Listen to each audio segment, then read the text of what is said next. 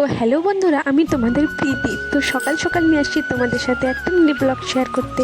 তো সকালে এখানে আমি কিন্তু ভাত রান্না আগে বসিয়ে দিয়েছি, মানে ভাত বসিয়ে দিয়েছি, কারণ আমার শ্বশুর শাশুড়ি যাবে ডাক্তারের কাছে, তাই বলে আমি ভাত বসিয়ে দিয়েছি। আর 4টে আলু দিয়েছি, কারণ ওরা যেটা টাইম পাবে না, তো আলু সিদ্ধ ভাত খেয়ে চলে যাবে।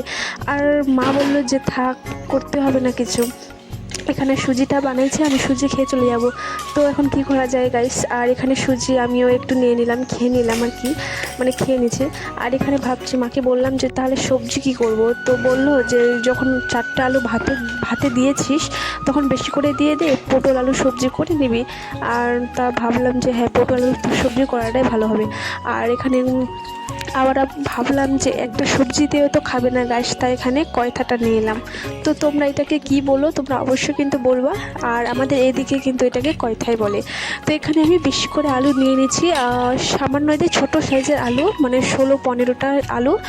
তো এখন 2 টাইম যখন ভাত খায় আর এক সবজি দিয়ে খেতে ইচ্ছে করে না, আর সবজিও বেশি হয় লাগে আর কি। তো এখানে আমি আলু মানে দিয়ে দিলাম সব কটায়। আর দেখছি আলু দিতে দিতে গাইস আমার ভাত কিন্তু মানে ওধানো হয়ে গেছে। আর লাকড়ি কি বলবো, আমাদের এদিকে লাকড়ির তো অভাব নেই, তার জন্য আমি সবসময় উনানেই রান্না করি। আর অনেক দিন পর আমি মিনি ব্লগটা নিয়ে আসলাম, তাই বলে তোমরা কিছু মনে করো না।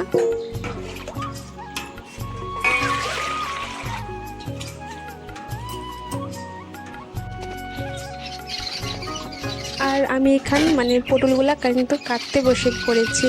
আর তো আমাদের বাড়িতে কিন্তু মানে সবসময় পটলটাকে মানে ছোট সাইজের, মানে মিডিয়াম সাইজের কিন্তু খাওয়া হয়। আর কারো বাড়িতে কিন্তু দেখবা যে মানে ওই যে গোল আকারের কিন্তু হয়। তো আমাদের মানে আমাকে গোল আকারের বেশি ভালো লাগে না বলে আমি ওরকমভাবে কাটি।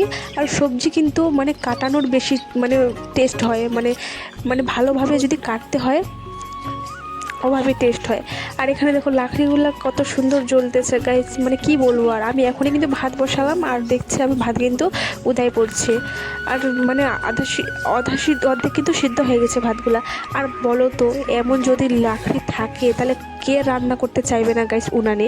আমার তো বেশ ভালো লাগে, গ্যাসে অতটা আমাকে ভালো লাগে না, আমি তো উনানে ভালো লাগে, যেহেতু আমাদের এই যে কাঠের লাকড়িগুলো কত সুন্দর জ্বলে।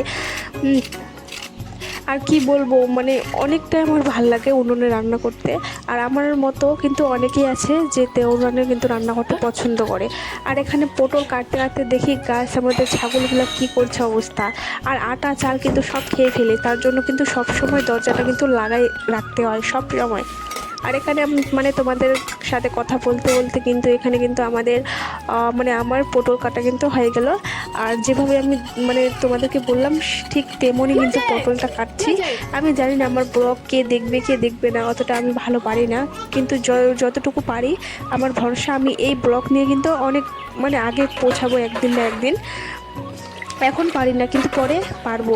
তো এখানে আমি ওই যে কথাটাকে কেটে নিয়েছি। তো তোমরা কি বলো এটাকে, তোমরা অবশ্যই বলবো, আমাদের এদিকে যে কথাই বলে। তো এখানে আমি কাটে নিব কুচকুচ করে, বেশি মোটাও না বেশি পাতলাও নয়, মানে সাইজে। আর এই মানে এটা যে মানে ভাজি খেতে এত টেস্ট হয়, মানে কি বলবো, পুরো তেল তেল হয়ে যায় একদমই। মানে ভাজি করলে আমি তো ওই সবজি ছাইড়ে দিই, মানে এই ভাজি দিয়েই কিন্তু আমি খাই।